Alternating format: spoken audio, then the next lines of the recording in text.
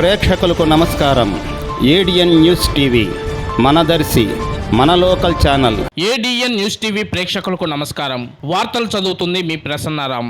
ప్రకాశం జిల్లాలో దారుణం. Minor school బాలికను లైంగికంగా వేధిస్తున్న ఉపాధ్యాయుడు. వివరాల్లోకి వెళ్తే ప్రకాశం జిల్లా కనిగిరి పట్టణంలోని బాలికల పాఠశాలలో 6-7 తరగతి విద్యార్థుల పట్ల లైంగిక వేధింపులకు పాల్పడ్డ రంగారెడ్డి అనే ఉపాధ్యాయుడు దాదాపు 6 మంది పిల్లల పట్ల అసభ్యంగా ప్రవర్తించాడని, ఇంట్లో చెప్తే కొడతానని ఆ ఉపాధ్యాయుడు పిల్లలను బెదిరించడంతో ఆలస్యంగా వెలుగులోకి వచ్చిన ఘటన.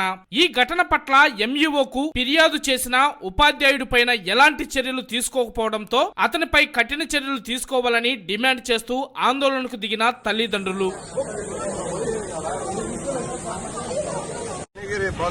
పాఠశాలలో అక్కడ విద్యార్థులు చెప్పే రంగారెడ్డి అనే టీచరు బాలికలతో అసభ్యంగా ప్రవర్తిస్తూ లైంగిక వేధింపులు గురి చేస్తున్నారని చెప్పి ఆ చిన్న పిల్లలు భయపడుతూ వాళ్ళ తల్లిదండ్రులకు చెప్పడంతో కోపోతులైన తల్లిదండ్రులు ఈరోజు వాళ్ళ బంధువులందరికీ చెప్పుకొని అందరినీ తీసుకొని ఈరోజు స్టేషన్కి రావడం జరిగింది కంప్లైంట్ ఇవ్వడానికి.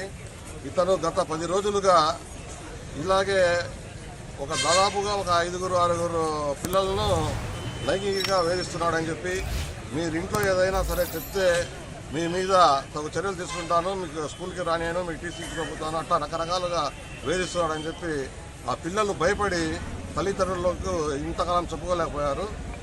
ఈరోజు ఇంకా వేధింపులు ఎక్కువ కావడంతో ఈరోజు భయభ్రాంతులైన పిల్లలు వాళ్ళ తల్లిదండ్రులకు చెప్పుకోవడం జరిగింది.